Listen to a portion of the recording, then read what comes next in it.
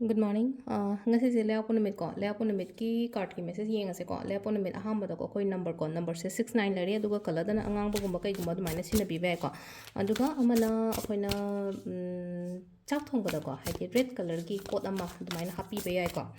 Red color ki pot ama du minus happy be ai. Akoi Hawaii daga har gadi Hawaii musuri ka se sabe ya bazani hai di red consume to se phaba hai tar ko numit tu gi matung ina hai di only just set pa khatang na tabida hai di chaba da phaba hai tar ko ko da main to bi be ko to aham da card message ngai se ko timing of so ye ke no tor se ko ying minara se sankranti gi ke no to ba ya ba dong khran to bi ko ma'am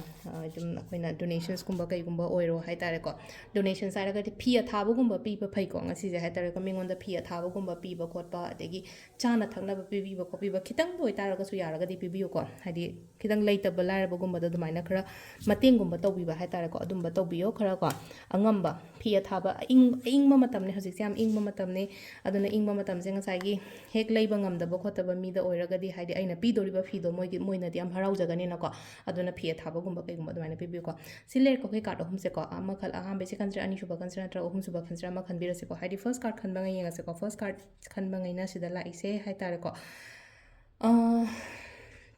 yamna clear oiba oina oiko haidi clarity ama kari ama lai ko thabak taw matamda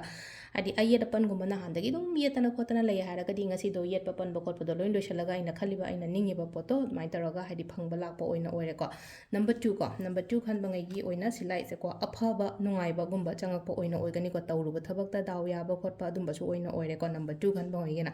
number 3 ko number 3 gi is like se ko shurningo ngasi se haidi loina ma yamna manan lai ko hai shurningo hai ba gi atradi leina ko spiritual hai tare ko hari purnima gumba la khare kaino lem sankranti gumba ne hai tare sankranti la ko matam sida su leino ko akoina kaino ma kacha ba khocha ba hai ta koina kangsubi ga katlaga hari thoiding amuba anguba gi hari athumba gumba katlaga kholaga mingon da pija ba su phai ko adu gumba su tawra su kai su kai de ko adu maina adu se lere khoi card ki message na timing sina ayuk ki pung 9 ga minute 9 dagina pung 12 ga minute 9 phang lere ko adagi yang pung 2 ga minute 5 daina 3 ga minute 15 phang lere adagi nungda waram gina 3 ga minute 15 daina 9 ga minute 5 phang lere ko adu nungdang atheng bagina 9 ga minute 9 dagina pung 2 ga minute 9 phang se sina khoi gi ngasi gi oina afaba timing ko adu se lere khoi gi daily card message se ma'am thank you